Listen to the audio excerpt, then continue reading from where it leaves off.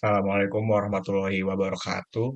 Nama saya Azhar Anas Gifari, kelompok 11 mahasiswa jurusan Sistem Informasi Telkom University Kampus Jakarta.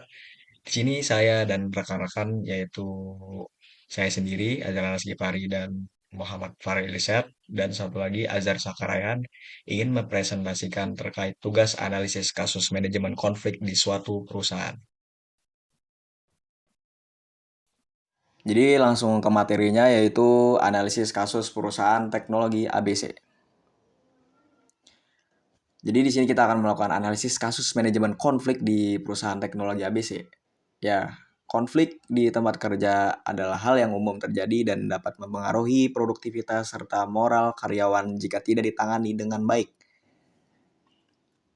Jadi di sini kita akan menganalisis sebuah kasus nyata konflik di perusahaan teknologi ABC. Mengidentifikasi sumber konflik, dampaknya, serta menerapkan teori manajemen konflik untuk menyelesaikannya. Jadi kita deskripsikan dulu kasus ini. Perusahaan teknologi ABC adalah perusahaan yang bergerak di bidang pengembangan perangkat lunak.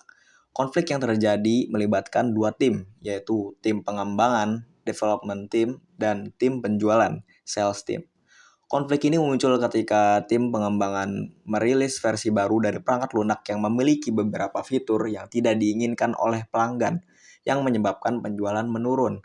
Tim penjualan merasa bahwa tim pengembangan tidak mendengarkan umpan balik pasar yang telah mereka kumpulkan. Sementara tim pengembangan merasa tim penjualan tidak memahami kompleksitas teknis dari fitur-fitur yang dikembangkan. Lalu selanjutnya penjelasan lebih lanjut akan dijelaskan oleh rekan saya Faril dan Azhar Saka. Identifikasi sumber konflik, komunikasi yang buruk, kedua tim mengalami kurangnya komunikasi yang efektif. Tim penjualan tidak berhasil menyampaikan umpan balik pasar dengan jelas, dan tim pengembangan tidak memberikan pembaruan yang memadai mengenai proses pengembangan produk.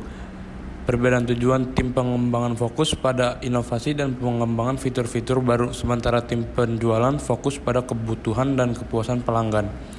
Perbedaan perspektif, tim penjualan berorientasi pada pasar dan penjualan, sedangkan tim pengembangan berorientasi pada teknologi dan inovasi. Dampak konflik, penurunan penjualan produk baru tidak laku di pasaran karena tidak sesuai dengan kebutuhan pelanggan. Penurunan moral, anggota dari kedua tim merasa frustasi dan tidak dihargai, yang berdampak pada moral dan semangat kerja. Penundaan proyek, konflik yang tidak terselesaikan menyebabkan penundaan dalam pengembangan dan peluncuran produk baru. Manajemen konflik, untuk mengelola konflik ini, beberapa pendekatan dapat diterapkan berdasarkan teori manajemen konflik.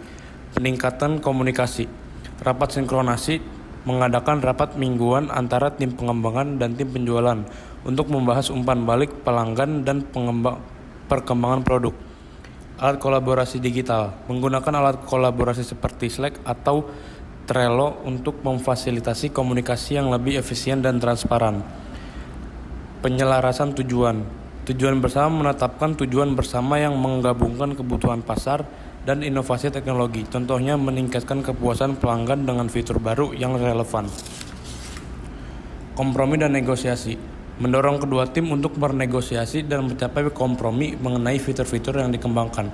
Pelatihan manajemen konflik, pelatihan komunikasi efektif, memberikan pelatihan kepada karyawan dari kedua tim tentang cara berkomunikasi dengan jelas dan mendengarkan secara aktif. Mediasi konflik, menggunakan mediator internal atau eksternal yang netral untuk membantu menyelesaikan konflik dan menemukan solusi yang saling menguntungkan. Implementasi solusi, perusahaan ABC mulai dengan mengadakan rapat sinkronisasi mingguan yang dihadiri oleh perwakilan dari ketua tim. Mereka juga memperkenalkan alat kolaborasi digital untuk memastikan bahwa semua pihak mendapatkan informasi yang mereka butuhkan tepat waktu. Selain itu, perusahaan menyelenggarakan sesi pelatihan manajemen konflik yang difasilitasi oleh konsultan eksternal.